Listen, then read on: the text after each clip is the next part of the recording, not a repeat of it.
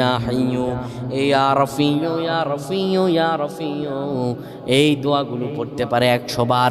আল্লাহ রাব্বুল আলামিন তার মর্যাদা বৃদ্ধি করে দিবেন, তার জীবনটাকে আমার আল্লাহ সুন্দরভাবে সাজিয়ে দিবেন। বিপদ আপদ বালা মুসিবতগুলো আমার রাব্বুল আলামিন দূর করে দিবেন। আল্লাহুম্মা আমিন বলেন।